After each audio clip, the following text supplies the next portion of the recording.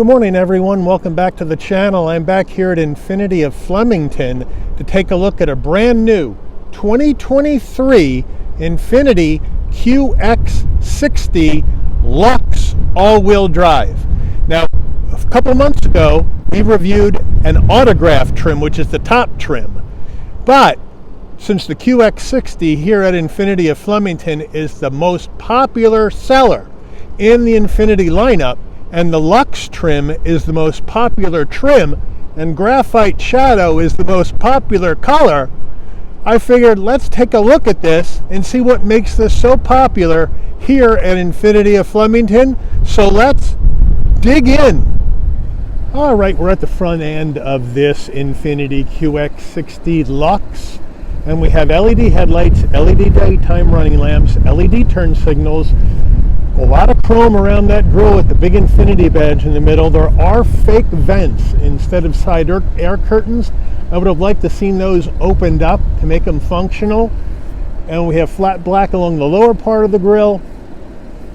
But overall, it's a very nice presentation here on the front end of this QX60. Let me know what you think in the comments. All right, wheel and tire package on this QX60. We have a 20-inch wheel, silver gunmetal gray accents, looking good, Infiniti badge in the middle, standard brake and rotor package. We have hand-cook all season tires on this vehicle, 255 on the width, a 50 series sidewall 20s, all four corners, all-wheel drive. All right, full side profile on this QX60. This is a large mid-size 3-row SUV. I love the body lines that come along the top of the fender, across the door handles into the rear tailgate. I'm not a huge fan of the flat black plastic around the wheel wells, but since this is not the top trim of the QX60, I'm not going to hammer that too much. I do like the Infiniti badge that is in the flat black trim on the bottom of the rear passenger door. But overall, I think it's a very, very handsome looking SUV. Let me know what you think in the comments. As we move in closer, we are gloss black on the side view mirror with LED turn signals. We have color match with chrome trim on the front and rear door handles, a left side fuel filler cap.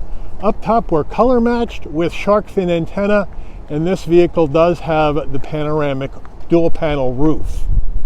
All right, the rear end of this QX60, we have a fairly small roof spoiler coming off the top. We have the rear wiper down below on the rear glass, Infiniti badge underneath that, Infiniti script underneath that, all-wheel drive on the left, QX60 on the right of the tailgate. More body color along the underneath the license plate. Sends some gloss black. Looks like could be fake exhaust vents that are gloss black. I don't know about how that style looks. Let me know what you think in the comments, because the actual exhaust tailpipe tucked up underneath the right side of the car, but we do have LED lighting in the back as well. All right, we're under the hood of this QX60, and we got heavy wind gusts, so I have a different angle to try to protect this microphone from the wind, but I apologize if you're getting a lot of buffeting.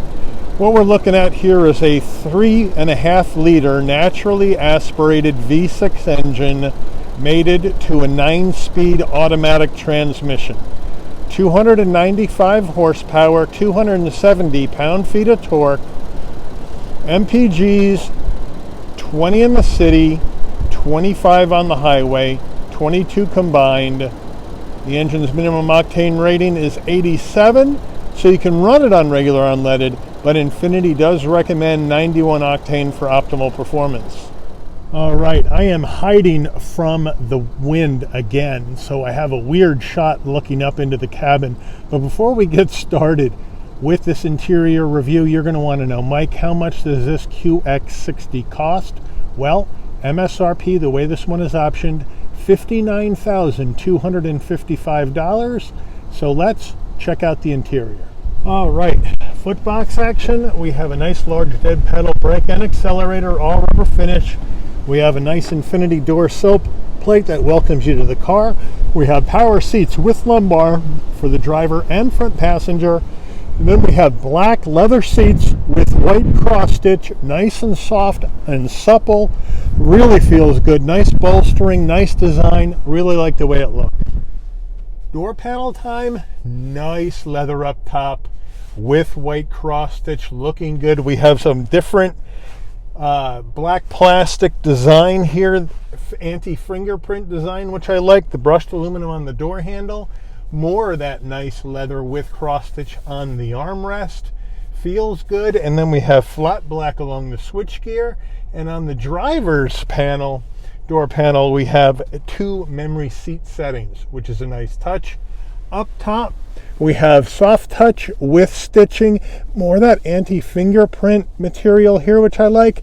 Now we go leather with cross stitch, some gloss black with some silver trim, and then down below, a nice large glove box. All right, your Infiniti infotainment system. What I really like about the QX60 is we only have one screen to look at. In the other Infiniti models, you have a screen up top, up here, and then another screen down below that's integrated into the dash. And they're actually both integrated into the dash with the dual screen look. This has one 12.3-inch infotainment screen that's stuck on iPad style, but I like the fact that everything is on one screen rather than two. We have wireless Apple CarPlay, Android Auto. This does have nav, and it is a touch screen, and it is nice and smooth to the touch, so they've done a nice job there. You have Wi-Fi hotspot, driver profiles. You got the dual panel action going. It's a really nice system, and it's very, very nice to the touch and very, very responsive.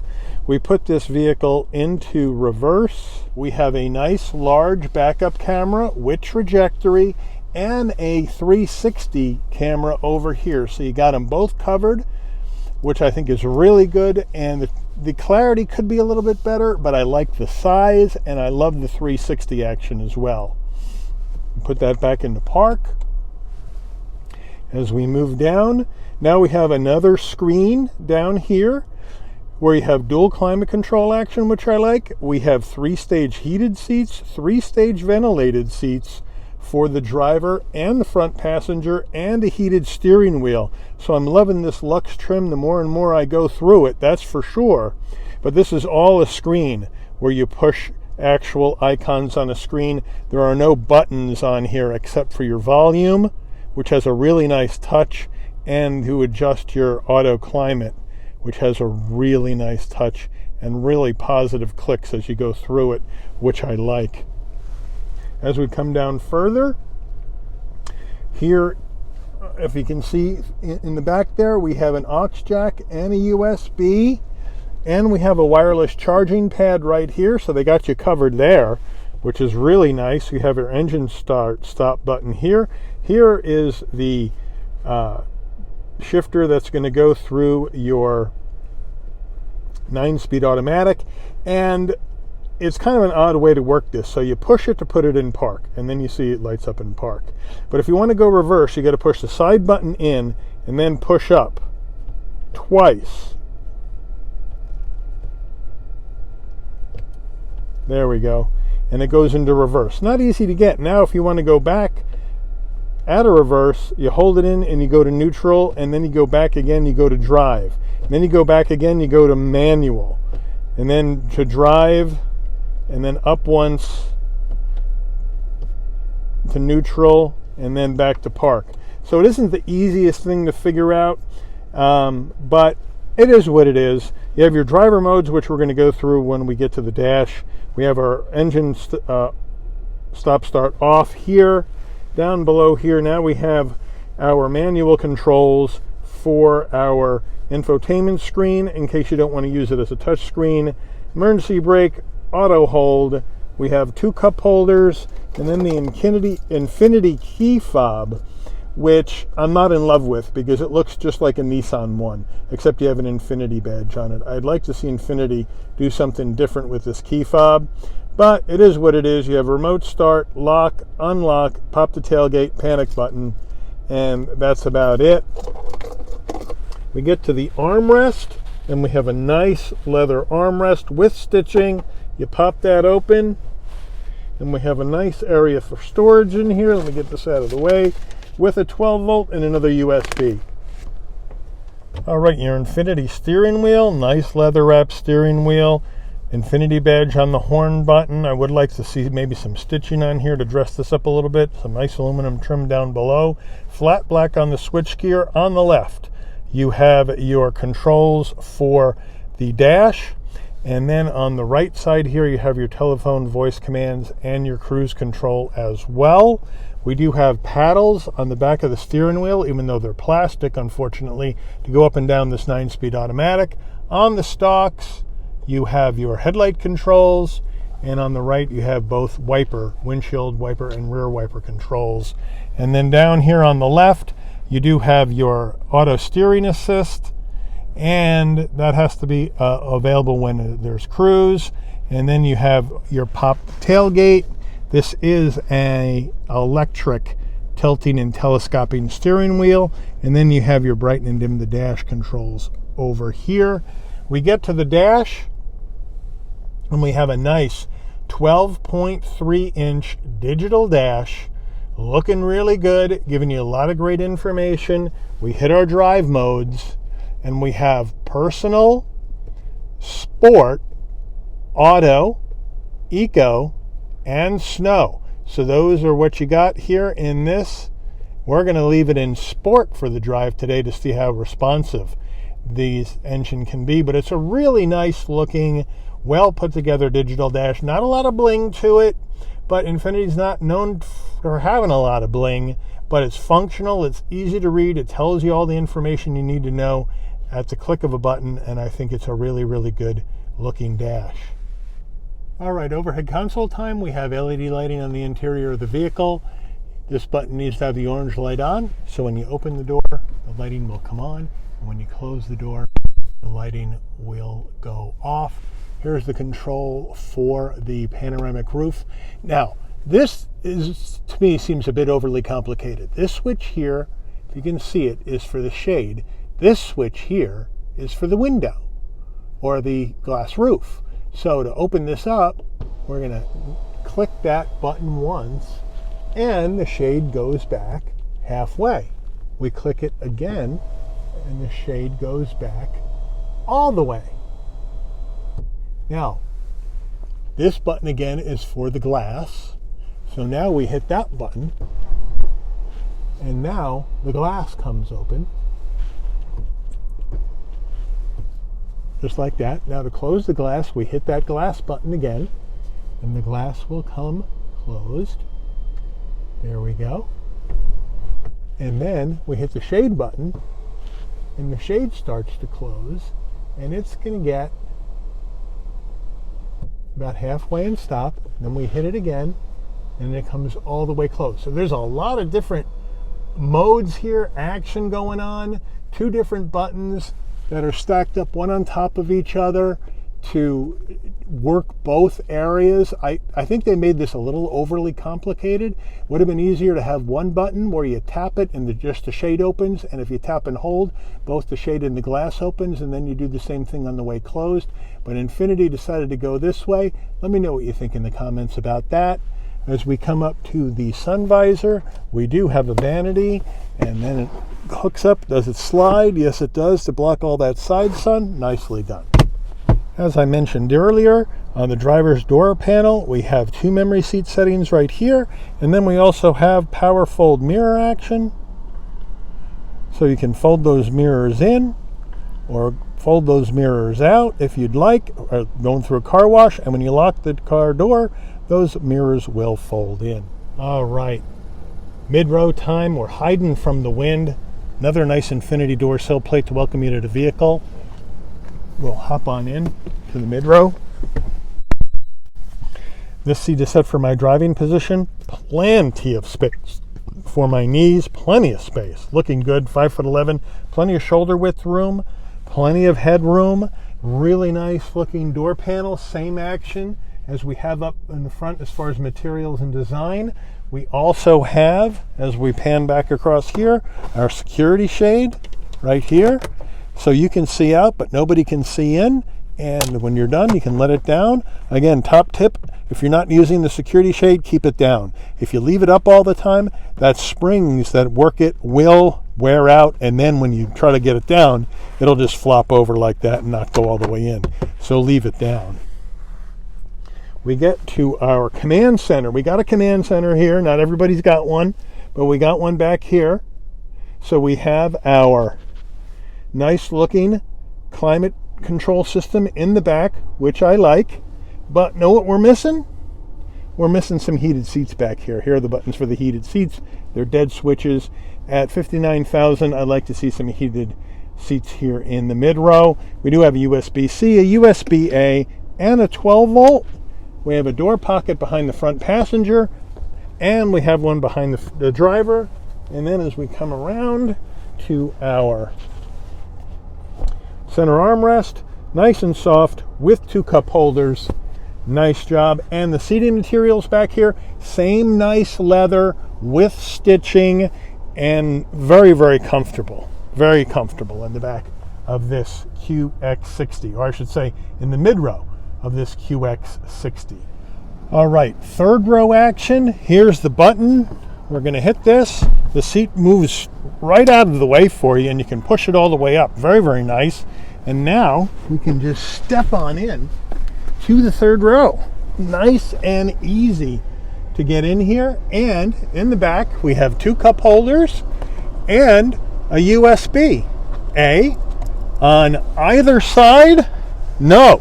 On the right side, there's a USB. On the left side, there is not, but you have 2 cup holders. We have our heat and air vents on either side of the third row, so you're going to get some cooling and heating as needed.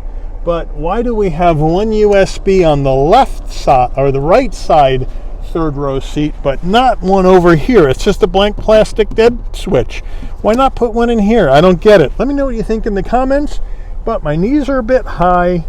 My head is almost hitting the sloped roof, so it is a bit tight back here. I'd say smaller adults and kids will be okay here in this third row. All right, tailgate time. We're out here in the wind again, so my apologies if you hear any buffeting on the mic. So to open up the rear tailgate, you can do it from the dash, you can do it from the key fob, or you can come back here, and here's your rear camera, and then you hit this button right next to it. A couple of beeps, and up goes the tailgate. Nice and easy. Here are our carpeted QX60 floor mats. We're going to get those out of the way for now. Nice carpeted cargo mat. We open this up. We have more storage for things underneath that. And then these things come out so you can make it even larger. We have some tie downs on either side.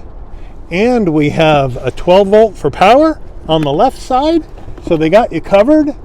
And really easy to get these third row seats down. All you have to do is put these headrests down first, just like that, and then pull the strap or push that up and down it goes. There we go. Push that up and down it goes. And now you have a lot more space for the larger items. No problem. Now, if you want to get the mid row down, there aren't any power folds in the Luxe trim. So to get the mid row down, you have to bebop over here and hit this, and then the mid row will slide down. I'm trying to do this real fast before the next giant wind gust. Man, Flemington is always so windy. Hit that, down it goes.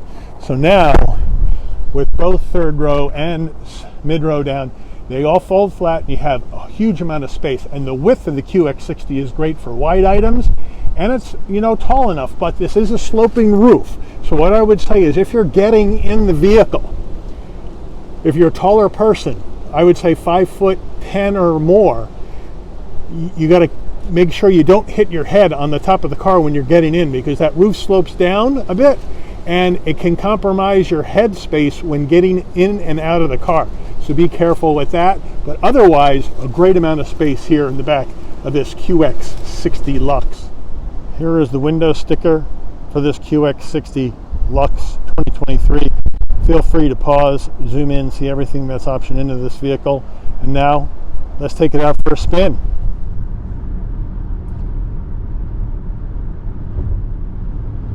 right, we are driving this 2023 QX60 Luxe, and right away I can feel how comfortable this SUV is. The autograph was really nice, top spec, 68 grand. Here we are at $9,000 less in price, and I'm getting the same nice, comfortable, stable ride on the road.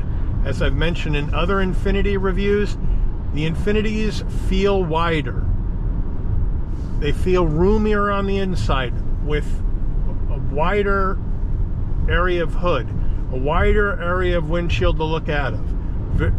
Virtually no blind spots anywhere. And with that width comes stability on the road. Right now we're getting crushed by winds right on the nose of the car, and I'm barely feeling anything in this QX60, except every once in a while I'll feel a gust hit and through the steering wheel. But it's very stable, it's very comfortable. These seats, I have the heated seats on, they feel great. The bolstering doesn't feel too tight. Very comfortable, and these heated seats work great. I have the safety suite of technology in here that I would expect, with your LED lighting, obviously, which I believe is safety. Then you have your blind spot monitors, which are on both side view mirrors, which are nice and large and easy to see out of. You have your traffic sign recognition, speed limit overspeed alert, your pre-collision alarm, all that stuff. Lane keep assist is in here, rear cross traffic alert, all that good stuff is in here, which I believe is very important. Plus, you got the panoramic roof. So this is what I really like about this Luxe trim. Now, Luxe is kind of right in the middle, right? The entry-level trim or base trim for the QX60 is the Pure. Then you go to Luxe, then you go to Sensory, then you go to the Autograph top trim. That's how the trim levels work. So this is kind of right in the middle. And the question becomes, does it have enough stuff in it to make your everyday living easier? And I would say yes, because you still got the nice, comfortable leather seats. You don't have all the fancy quilted stitching in the piping, but you have nice, comfortable leather seats. You have heated and ventilated front seats with a heated steering wheel, USBs, a wireless charging pad, wireless Apple CarPlay, Android Auto, panoramic roof. They got you covered on all of that stuff. And I think that's great. The only thing I was complaining about when we were doing the interior was the fact that the mid-row doesn't have heated seats at almost $60,000 price point. I think they should.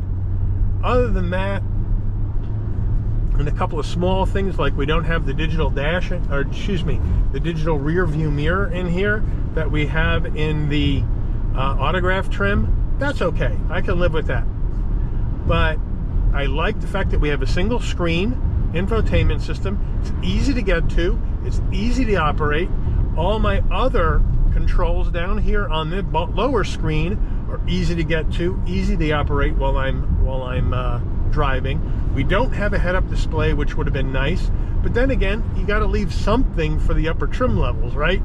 So as far as this goes, I really think this could be the sweet spot in the QX60 lineup here in this Luxe trim, because I got the all-wheel drive. I mean, everything that I would need in an SUV is inside this QX60, without a doubt. And I like how it drives. Obviously, the steering, you point it where you want the vehicle to go, and it goes. But again, it is fairly light, but it's tight. It's light, but it's tight, which is an upgrade over maybe what you would see in a Hyundai Palisade or a Kia Telluride, where it is light and not tight. But we're going to come off here. And we are gonna come to a stop, put this in the manual, use our paddles, and see how this thing goes.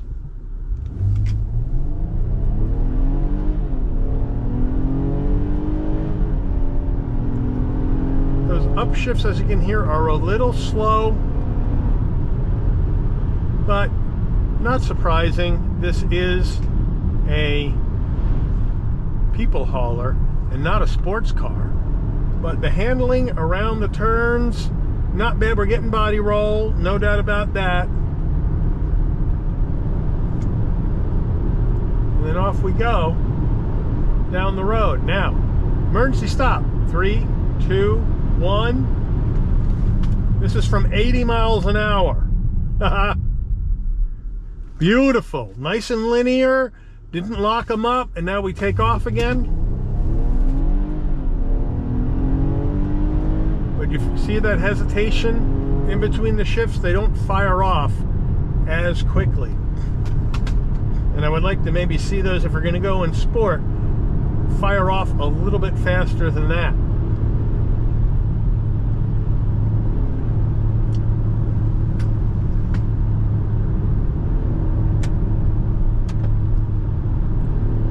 But again, this isn't meant to drive like this. But it's fun for me to drive any car like this. As we come through the turns out here on the plains in between Flemington and Lambertville. And then we're off down the road. And it feels good. So I would say we're looking at a get this back in automatic, but you know what? That's not that bad for a vehicle that's not designed to be a sports car. But I like the handling. I like the fact that we have a flat bottom wheel. Now we're going to stop. We're going to put this back into automatic, and then we'll take off.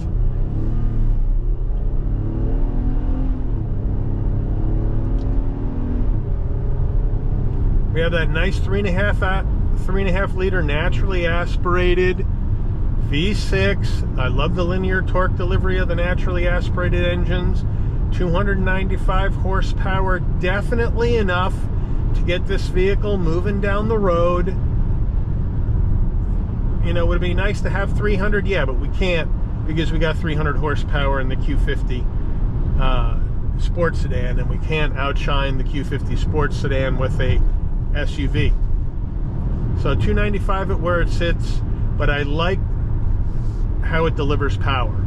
I like how in automatic mode, how this 9-speed automatic shifts. It's nice and smooth, doesn't go crazy, get you going, no problem. Again, in sport mode, as we saw, it took a little bit longer for those shifts to kick in. You know, which all has to do with transmission tuning and computer work to get those to fire off faster. But again, it's not made to use with paddles, even though it has them. But really nice and smooth and comfortable, which is what you want out of a mid-size 3-row SUV on a premium end. And when you're comparing, you know, to other premium models, is the interior not as nice, let's say, as a Merc or an Audi? Of course it isn't, but you're not looking at Merc and Audi prices. Not even BMW prices for this QX60 Luxe. So that's something to take into consideration too when you're looking at a 3-row midsize SUV from a premium brand. But it looks good, it drives well, it holds a lot of stuff, it's comfortable. I just wish they wouldn't have put the window sticker on that window. You get that nice V6 power, and a lot of these manufacturers are getting rid of the naturally aspirated V6 engines and going to turbo 4s instead for fuel efficiency purposes. So I like the fact that Infiniti has stuck with this naturally aspirated V6 engine. I like the fact that we have a 9-speed automatic transmission, a regular torque converted transmission, because in the Infiniti lineup, the QX60 and the QX80 are the only two with torque converted automatics. If you go QX55 or QX50, you're getting a CVT. So I'd much rather get this one and get the 9-speed automatic, even though it's going to cost me some more money than a QX55, even though that's a cool looking SUV.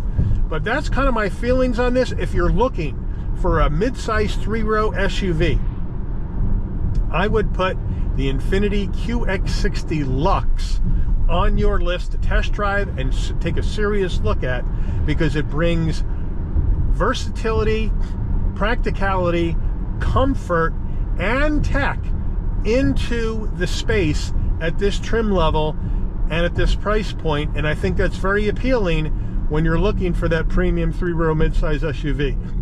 Let me know what you think in the comments. I want to especially thank Infiniti of Flemington, especially Steve Kiley at the dealership, for allowing the channel access to this QX60 Luxe all-wheel drive for review today. I would like to thank all of you for watching. If you enjoyed this video, please consider giving it a like. Please also consider subscribing and turn on that notification bell so you'll never miss another Shabby's Rides video. And I'll see all of you on the rebound. Take care, everyone.